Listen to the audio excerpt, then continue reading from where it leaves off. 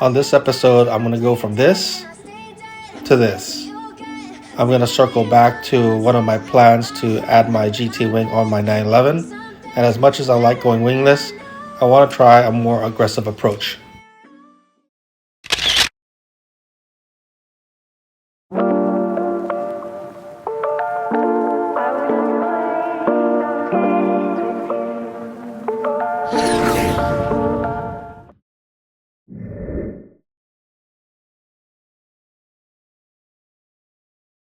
On the last episode, I ended that I'm going to be working on my 911 and I'll be starting the project for actually putting on the GT wing. I also mentioned that it's going to be split into a 3-part series. I don't get that much time to work on my car, so that's why I have to split it up into 3 parts.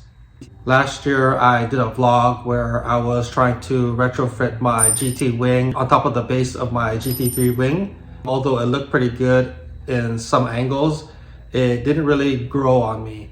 I got that idea from a few RWB cars where they stack the wings, so I thought that maybe on a 997 it would work.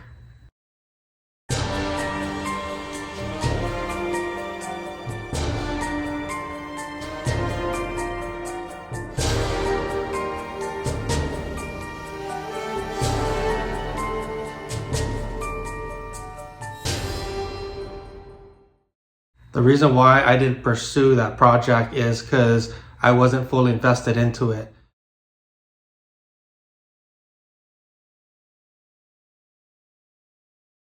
There were a lot of parts of the wing that I didn't really like, so it gave me some time to think about a different approach. About 6 or 7 months ago, I decided to move on with my GT3 wing and go back to the stock OEM look without the wing in the back. So what I'm going to do on this episode is remove my engine cover and start planning how I'm going to retrofit my carbon fiber GT wing on the stock OEM engine cover.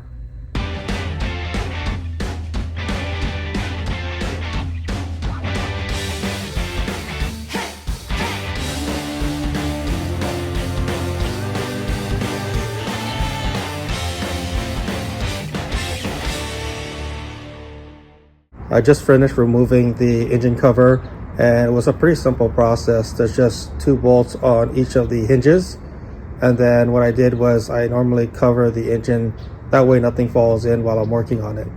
When taking out the engine cover, there's just one harness on this side that you need to unclip. So if you notice on the back on my foldable table, you can see the engine cover.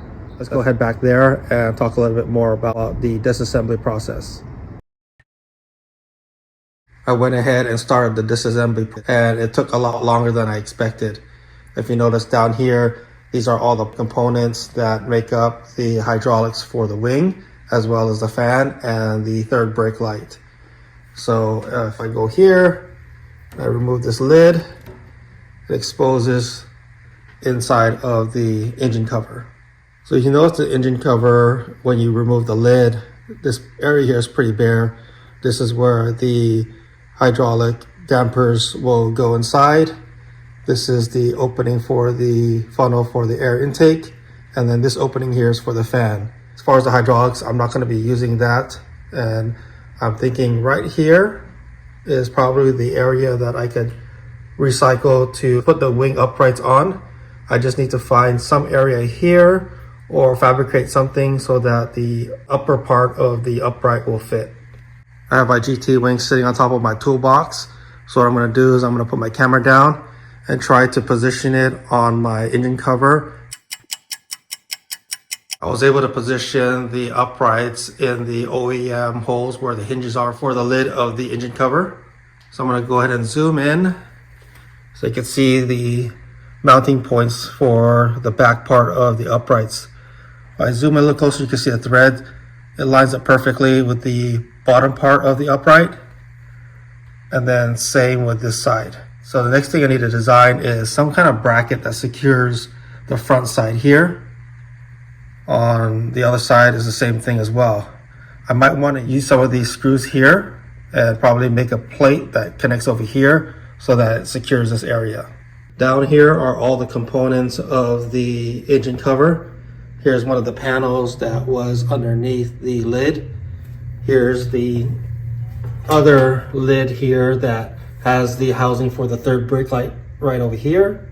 So this is the one that opens up and down when the hydraulic dampeners extend. Here's my fan. This is some of the assembly, the rotating assembly for the hydraulics, which controls the wires over here that pulls the hydraulics or extends the hydraulics or decompresses it. Those are the hinges, and then those are the lifts over there. And then here's the third brake light, and then here's the hydraulic motor. I know there's a pinion gear somewhere around here that I'm missing, but for the most part, there's quite a bit of components that make up the engine cover, so it wasn't a straightforward process. What I'm going to do now is just temporarily secure the wing on the engine cover. The back side I'm going to bolt down, and then the front side I'm going to probably just use zip ties so I can get a better idea of how it looks like on the car.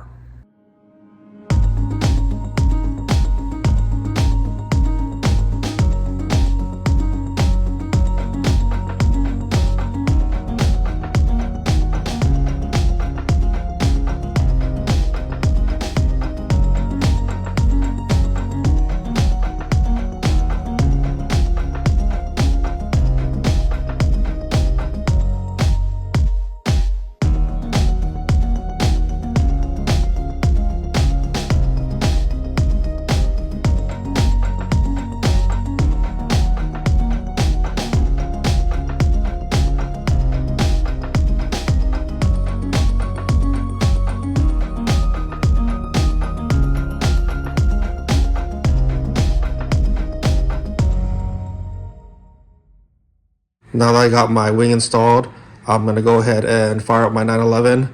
I'm just going to take it around to the corner so I can get a better view of the entire car with the wing at different angles. Before I do that, I'm going to go ahead and take out the cover.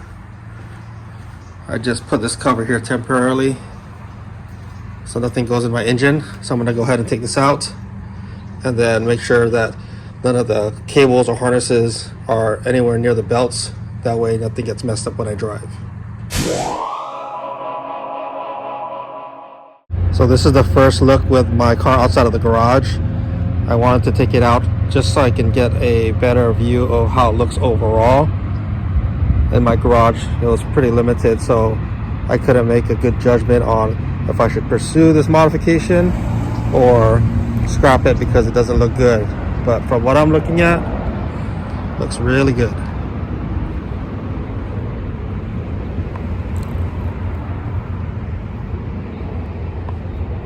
So that's how the back looks like without the cover. I am going to have to fabricate something to secure the wing a little bit better because the area here is temporary. So I'm gonna have to do a little bit more research on how to secure it properly.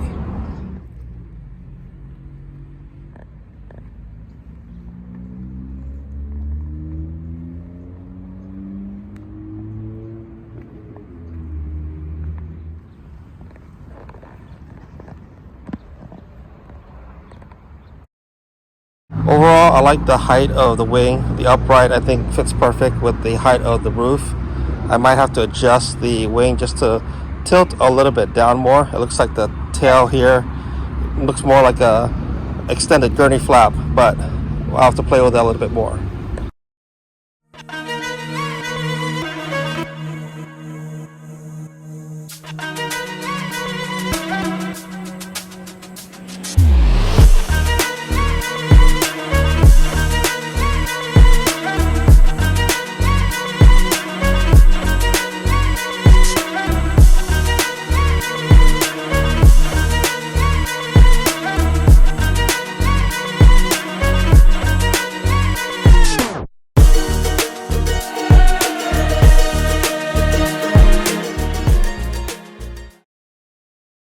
Overall, I'm really happy with the results of how the GT wing looks on my 911.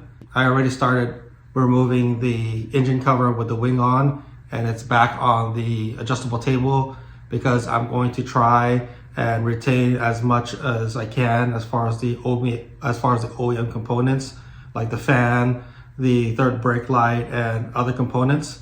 And then once I'm done with that, I'm going to try to design some type of lid to cover that area that's bare because I don't want to cut up the OEM lid I only have one of those lids and it's hard to source someone who's selling just the lid by itself.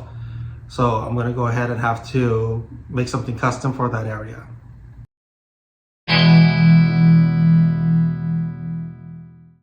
The off-topic discussion for today is my new decals for Autohype.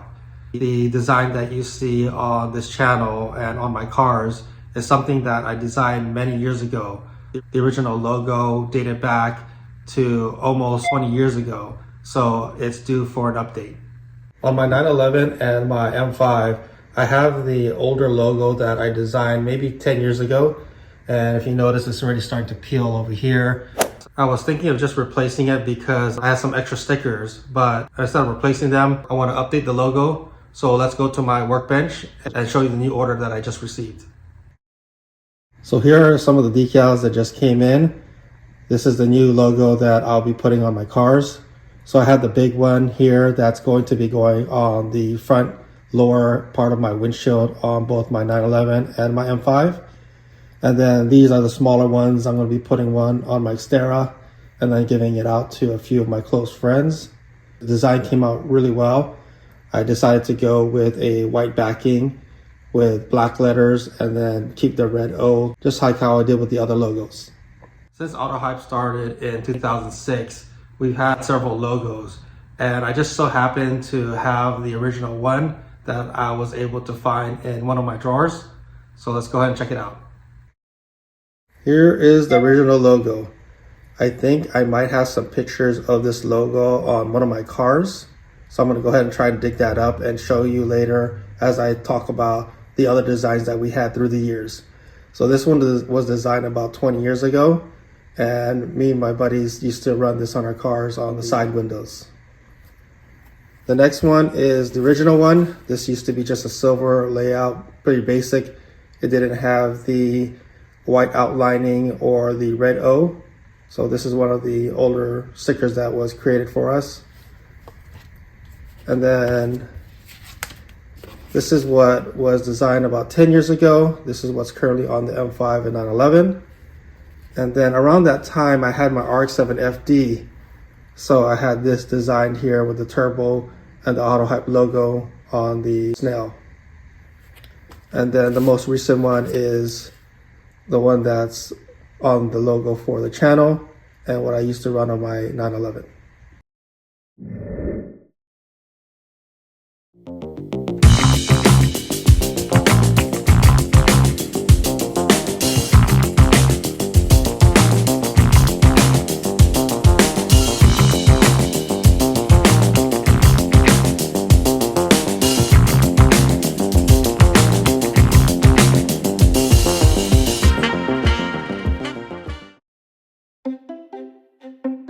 On the next episode, I'm going to go into more detail about breaking down the engine cover and using its existing components so I can secure the wing safely. I kind of unsee what I saw earlier today when the wing was on my car and the different angles. I just knew that there's got to be a way that I'm going to make this work. Once I secure everything down, I'm going to put everything back together and then try to get some materials to design some type of custom deck cover, so that way that area that exposed right now is covered and looks a lot cleaner, because now with the GT wing, with it being open and bare, it looks a little bit odd. So I got to do something about that. So that's going to do it for this episode. Thanks for joining, and we'll see you on the next one. Wow.